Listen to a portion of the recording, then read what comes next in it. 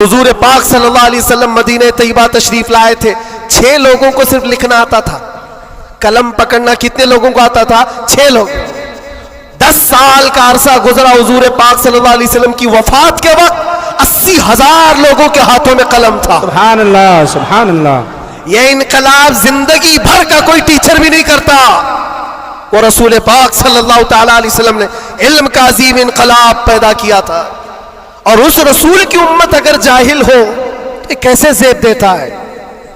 इसीलिए मैंने देखा है बहुत सारी जगहों पर बड़ी बड़ी तहरीकें चलती, लेकिन रसूल पाक सल्लल्लाहु ताला अलैहि वसल्लम का सच्चा जानशीन, उनकी आल व औलाद का ये सच्चा जानशीन मारारा मुतहरा का और खानवादे बरकात का चश्म चिराग ऐलान करता है, आधी रोटी खाएंगे और बच्चों को सुभान अल्लाह। ये सिर्फ मारारा का ऐलान नहीं है, रसूल पाक का मिशन है। ये इनकलाब है जो नबी पाक सल्लल्लाहु ताला अलैहि वसल्लम का लाया हुआ। अगर तुम जाहिल रहोगे, बेनूर रहोगे, जाहिल आदमी हलाल और हराम में तमीज नहीं कर सकता। जाहिल को कुफ्र और ईमान पता नहीं है। जाहिल कब गुमराह होगा उसे खुद पता नहीं चलता। इसलिए मेरे अजीजों, इल्म के बगैर इस्लाम भी नहीं है। आपको पता है दौरे जिहालत कहा जाता है इस्लाम से पहले वाले दौर को, और दौरे इस्लाम, इस्लाम के बाद। इस्लाम और जिहालत तो अपोजिट चीजें, ये कभी एक जगह आ नहीं सकती। आज उम्मत के अंदर हम देख रहे हैं कुछ लोगों को मैंने देखा अंदर, जिनसे पूछा गया पहला कलमा क्या है तो आए टाएं कर रहे हैं, नहीं पता है। तुम्हारे नबी कौन, ये भी नहीं पता। खंगालो तो कलमा भी नहीं आ रहा है। यूं ही ये मुसीबतें नहीं आ रही है मेरे अजीज, यूं ही हमको डराया और धमकाया नहीं जा रहा है। तुम्हारे अंदर इल्म की दौलत हो तो तुम अपने रब तबारक व तआला की जात पर यकीन कामिल के साथ जियोगे। आज दुलमुल यकीन के साथ जो जीते वो जिहालत की वजह है, जिहालत है। और जो जिस तरह हाँकना चाहे आज हाँक रहा है तुम्हें। इल्म की तरफ आओ, इल्म की तरफ। हर बच्चे को आज पढ़ा लिखा हुआ होना जरूरी है। और जब हम इल्म की बात करते हैं तो कुछ लोगों को ये लगता है मौलाना सिर्फ मदरसों में ले जाने की बात करते हैं, मदरसों में ले जाने की बात करते हैं। इल्म सिर्फ मदरसों की बात नहीं है। इल्म को जो फर्क किया गया है ना, ये दीनी इल्म है, ये दुनियावी इल्म है। अभी आपसे मैं पूछूं दीनी इल्म क्या है, दुनियावी इल्म क्या है, आप यही कहेंगे कुरान, हदीस, फिका, ये सारे दीनी इल्म है। साइंस, ज्योग्राफी, फिजिक्स, केमिस्ट्री, ये दुनियावी इल्म है। ये गलत सोच है, गलत कॉन्सेप्ट है। दीनी और दुनियावी इल्म इस तरह से फर्क नहीं किए जाते। अगर आप कुरान का इल्म, हदीस का इल्म, फिका का इल्म पैसा कमाने के लिए हासिल कर रहे हैं तो ये दुनियावी इल्म है, वो दीनी इल्म नहीं। मदरसों में भी वो दीनी इल्म नहीं। और साइंस पढ़ते हो, ज्योग्राफी पढ़ते हो, केमिस्ट्री पढ़ते हो अल्लाह को पहचानने के लिए, तो ये दीनी इल्म है, ये दीनी इल्म है। तुम्हारी सोच से ही दीनी और दुनियावी का फर्क होता है, ना कि डिपार्टमेंट और शोबे से फर्क होता है। इसलिए जो बच्चे कॉलेज में, यूनिवर्सिटीज में, वो अपना कंटिन्यू करें, बढ़े आगे। मैं जिस चीज में भी जाना चाहते हो, नीयत सिर्फ ये हो जो कुरान ने फरमाया, इक़रा बिस्मि रब्बिकल्लज़ी खलक़, पढ़ो वही जो तुम्हारे रब के नाम से। सुभान अल्लाह। वो इल्म जो अल्लाह से दूर करता है, वो बड़ा सा बड़ा आलिम होकर के भी वो गुमराह है। और वो इल्म जो अल्लाह से करीब करता है, वही इल्म नूर है, वही इल्म नूर है। इमाम गज़ाली रहमतुल्लाह ताला अलैह फरमाते, इल्म जब किसी के पास आता है तो सबसे पहले अखलाक लाता है। सच्चा इल्म अगर किसी के अंदर आए, अखलाक लाता है, फिर वो अल्लाह ताला की जात पर यकीन लाता है। क्योंकि कुरान कहता है इन्नमा यख्शल्लाह मिन इबादिहिल उलमा, इल्म वाले ही अल्लाह से ज्यादा डरते हैं।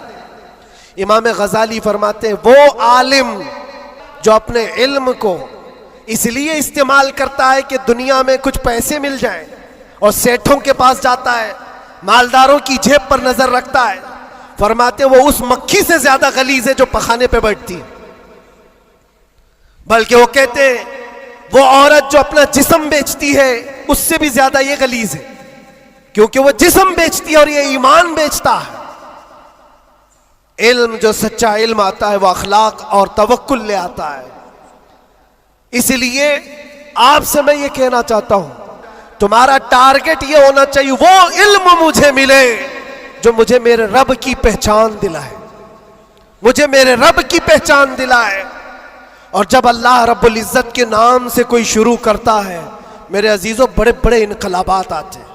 ये आज दुनिया छुपा छुपा कर रख रही है। हमारे दामन में उलमा की कमी नहीं रही इस्लाम में कभी। ये तो जाहिल आज हुई हमारी कौम, वरना दुनिया को क्या नहीं दिया है उलमा इस्लाम ने।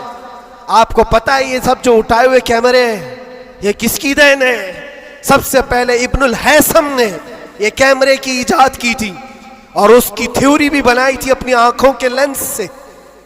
दुनिया को उड़ने का तरीका देने वाला अब्बास बिन फराज सबसे पहले प्लेन बनने से भी पहले उड़ करके एक मीनारे से पैराशूट का तस्वुर देने वाला, एक्सरे का तस्वुर देने वाला आलिम इस्लाम है। खवारज़मी ने घड़ी का तस्वुर दिया है। अलजिब्रा इस्लामी उलमा ने तुम्हारे सामने रखा है। आज जो ये हिंद से लिखे जाते हैं 1 2 3, ये आदात कहां से आए? इस्लामी उलमा ने इसको इजाद की। इजादात की एक लंबी फेहरिस्त है। आज भी कैलिफोर्निया यूनिवर्सिटी के अंदर, अमेरिका के अंदर, तिब में, मेडिकल में और बच्चों की सर्जरी पर जो लिखी गई सबसे पहली किताब अबू अली सीना की है। अल कानून आज भी रखी हुई है।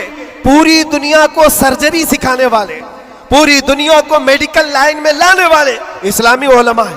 बच्चों के अमराज पर सबसे पहली लिखी जाने वाली किताब उलमा इस्लाम की है। कौन सा मैदान है जिसमें मेरे नबी के गुलामों ने बाजी नहीं मारी है? सब जगह है। बस बात आकर के यहां रुकती है, जिसको इकबाल ने क्या सच्चे अल्फाज में कहा है, उनके जो हम गुलाम थे खल्क के पेशवा रहे, उनसे फिरे जहां फिरा फिर आई कमी वकार ने। ये डोर जो कटी है तुम्हारी या धीमी हुई है, यहां से इज्जतों में कमी आई है। पढ़ना लिखना तुमने बंद कर दिया, ना इधर के है ना उधर के। मेरे अजीजों, ना मदरसों का इल्म रह गया, ना स्कूल कॉलेज का इल्म रह गया। ये तो इस्लाम का तकाजा नहीं है, इस्लाम नहीं चाहता है। और अब अगर कोई यहां बैठा हुआ यह अहद करके उठता है कि मुझे इल्म हासिल करना है, हमारी ये कॉन्फ्रेंस वसूल होगी। और इल्म की कोई उम्र नहीं होती। ये मत सोचना मेरी शादी हो गई, बच्चे हो गए, अब क्या पढ़ूंगा। अरे बूढ़े हो जाओ, दाढ़ी सफेद हो जाओ, तब भी तुम्हारे इल्म हासिल करने की उम्र नहीं जाएगी। सैयदना उमर इब्ने खत्ताब जलीलुल कद्र सहाबी हैं, कहते मुझे सूरे बकरा पढ़ने में 12 साल लग गए। तुम चाहते हो जुम्मा 8 दिन के अंदर कुरान भी खत्म हो जाना चाहिए। हाँ, इसमें मिटा दो अपनी हस्ती को अगर कुछ मर्तबा चाहो कि दाना खाक में मिलकर गुले गुलजार बनता है। शेख सादी रहमतुल्लाह अलैह फरमाते 60 साल के बाद तो मैंने इल्म देखा है। और ये शर्म हया की बात नहीं, इल्म हासिल करना हो। अच्छा, पहले के बूढ़े लोग अगर कहते हमारे ज़माने में हालात बुरे थे, कोई आया ही नहीं सिखाने के लिए, हमारे पास स्कूल नहीं थे, मदरसे नहीं थे, पहले वाले कहते तो हो सकता है उनका ये उज़्र है। तुम्हारे पास अब कोई उज़्र ही नहीं रह गया।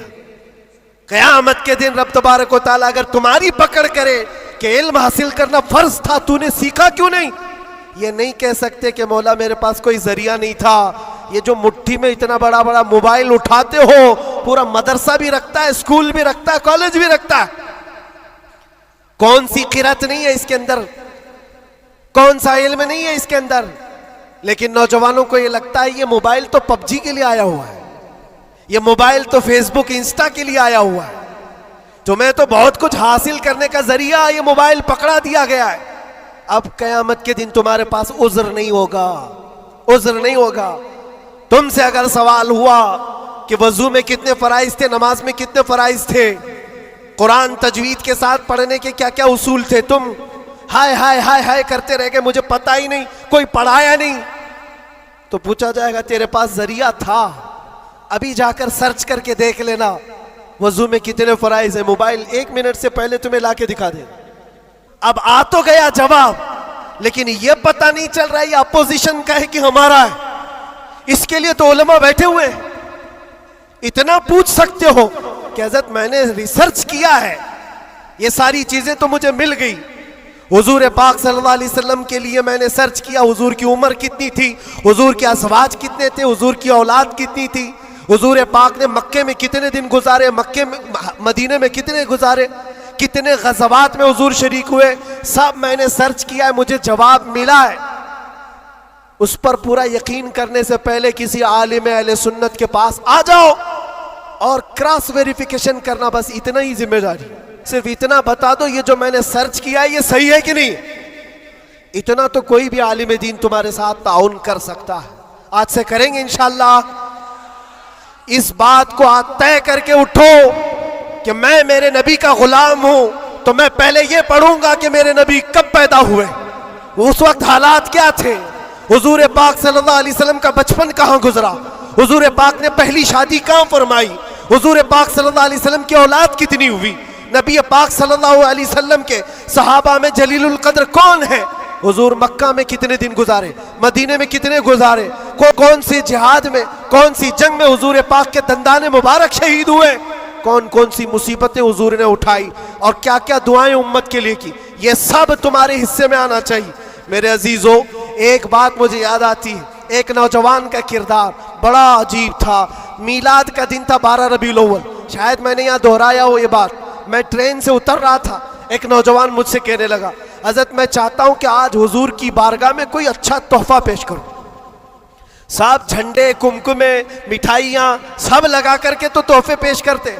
उसने कहा मैं कुछ ऐसा करना चाहता हूं हुजूर पाक सल्लल्लाहु ताला अलैहि वसल्लम को खुशी हो। मैं उतर रहा था, अचानक ज़हन में बात आई, कहा अल्लाह के नबी के अखलाक ये थे कि वो बूढ़ों की मदद करते, उनका बोझ उठाते थे। मक्का में हुजूर मशहूर थे इस बात पर। हम उतर रहे हैं, देखो ट्रेन से कोई बूढ़ा उतर रहा, उसका सामान उठाकर पहुंचा दो, सुन्नत है ये भी। और आज 12 रबीउल अव्वल है, तुम हुजूर की बारगाह में खिराज अकीदत पेश कर। ये बात कहा और मैं गुजर गया। वो जवान, एक बूढ़ी औरत 2 बड़े बड़े शॉपर लेकर आ रही थी, उसके पास गया और कहा कि अम्मा जी मुझे दो, मैं उठाता हूं। वो पहले तो घबराई, कहा कि तू क्यों उठाएगा, तू कुली है क्या है, मेरा सामान क्यों, नहीं दूंगी, नहीं दे रही थी। और क्यों दे अजनबी को कोई, इसने इसरार किया, अम्मा जी दे दो, उठा लूंगा। कहा इतना क्यों कह रहा है बेटा, तू सामान लेके भागना है, क्या करना है। उसने साफ साफ समझा दिया, अम्मा जी बात यह है आज 12 रबीउल अव्वल की तारीख है, हमारे प्रॉफेट मोहम्मद सल्लल्लाहु अलैहि वसल्लम का जन्मदिन है और उनकी आदत थी कि वो बूढ़े लोगों का बोझ अपने हाथ उठाते थे। मैं चाहता हूं कि उनका अमल दोहराऊं, उनके अखलाक पर अमल करूं और मैं उनकी रूह को खुश करूं। बूढ़ी के दिल में बात आ गई, कहा ले ले बेटा, तू तेरे नबी की बात कर रहा है, आज तुम्हारा कोई त्योहार का दिन है, ये करना है तो करो। उसको जहां तक पहुंचाना था पहुंचाया। 6 महीने गुजर जाने के बाद, 6-7 महीने के बाद उस नौजवान ने मुझसे कहा कि हजरत वो बूढ़ी औरत जिसका मैं सामान उठाया था वो अभी राब्ते में, कांटेक्ट में है, अभी आई और कह रही है कि बेटा 6 महीने गुजर गए, अब तक मैं तेरे नबी का बायोडाटा ही पढ़ रही हूं, उनके अखलाक ही पढ़ रही हूं। कहा क्यों, कहा तेरे उस अमल ने मुझे इतना मुतासिर किया कि इस जमाने का कोई जवान, अरे मेरे बेटे मेरे पोते नहीं आए मुझे लेने, किसी और का बेटा मेरा सामान उठा रहा है, इसके अंदर इतना असर कहां से आया। और जब तूने बताया तेरे नबी के अमल है, मैंने सोचा कि उस नबी को क्यों ना पढ़ूं। पढ़ते पढ़ते मैं इस मकाम पर पहुंच गई, बताओ तेरा नबी कहां है, मैं भी जाऊं गुलामी में शामिल हो जाऊं। वाह वाह वाह वाह, तुम्हारे अखलाक से इनकलाब आ सकता है, तुम्हारी आदत से इनकलाब आ सकता है, लेकिन जब तुम खुद सीरत नहीं पढ़ना चाहते तो दुनिया तो फिर यही ताने देगी कि आतंकवादी है, ये दहशतगर्द है, इनके मुंह पर थप्पड़ मारने का तरीका यही है।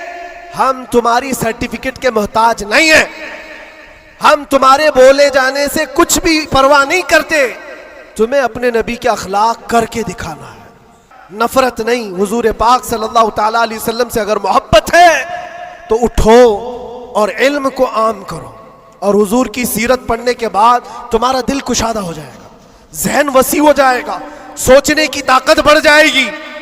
इसलिए कि सुन सुन करके मानना और है, जान करके मानना और है। जब समझ जाओगे तो रोज इश्क बढ़ता चला जाएगा। आप चाहते हो मेरे नबी पाक की मोहब्बत और आए, हुजूर का इश्क और बढ़े, सिर्फ और सिर्फ यह है कि हुजूर को पढ़ना शुरू करो, सीरत पढ़ो और इतना गुम हो जाओ, इतना गुम हो जाओ और इतना गुम हो जाओ, इतना गुम हो जाओ कि फिर तुम मुस्कुरा भी दो या चलने फिरने लगो तो दुनिया पुकार कर कहेगी इसके अंदर से मदीने की खुशबू आती। क्यों?